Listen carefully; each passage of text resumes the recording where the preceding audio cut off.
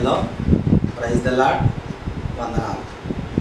Grace gospel ministries వారి అనుదిన వాక్య ధ్యానంలో ఈరోజు నిర్గమకాండము 20వ అధ్యాయము 14వ వచనం, వ్యభిచరింపకూడదు అనే ఆజ్ఞను మనము జ్ఞాపకం చేసుకుంటున్నాం.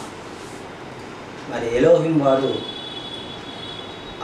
అవ్వ ఆదామును సృష్టించి ఏకశరీరులుగా మరి చేసినట్లుగా మనం చూస్తూ ఉన్నాం.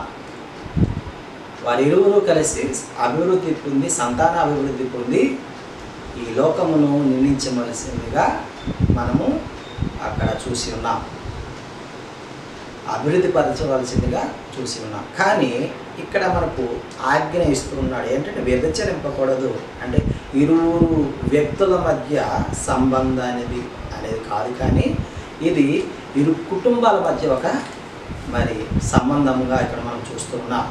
వారిరువురు తప్పు చేయటం వలన, లేకుంటే ఒకరు తప్పు చేయటం, ఆ ఇద్దరిలో ఒకరు తప్పు చేయటం వల్ల భార్య తప్పు చేయటం వల్ల భర్తకి నష్టం వాటిల్లుతుంది, భర్త తప్పు చేయటం వల్ల భార్యకు నష్టం వాటిల్లుతుంది. వారి వలన కుటుంబము కూడా మరి హాని కలిగే ప్రమాదం ఉన్నది, నష్టం వాటిల్లే ప్రమాదం ఉన్నది. కాబట్టి ఇవి ఇద్దరు మరి కుటుంబానికి శాపంగా మారే ప్రమాణం ఉంది.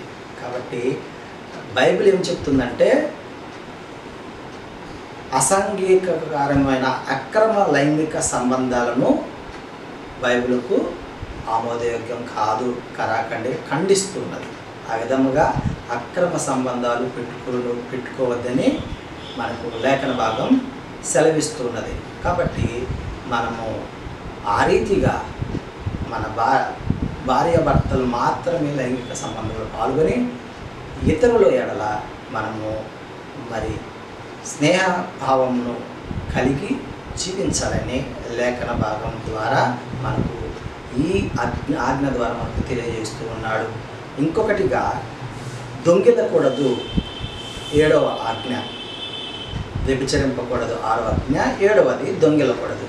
ఈ దొంగతనం కూడా నిర్గమకాండం 20వ అధ్యాయం 15వ వచనంలో దొంగతనం చేస్తే మరొకరికి నష్టం వాటిల్లుతుంది, వారి యొక్క జీవనాధారాన్ని మనము లాక్కున్నట్లు అవుతుంది. కాబట్టి ఇది కూడా సహోదరునికి హాని కలిగించేది. కాబట్టి మనము ఇతరునిది లాక్కోవడానికి, నష్టపరచడానికి లేకుండా మనము దొంగిలకూడదని ఆజ్ఞగా యాహ్వే వారు, హషేం వారు మనకు ఇచ్చి ఉన్నారు.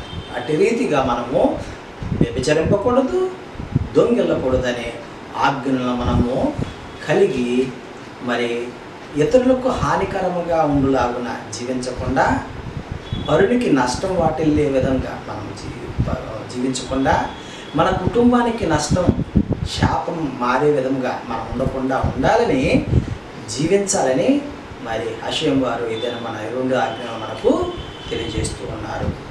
ఆమేన్.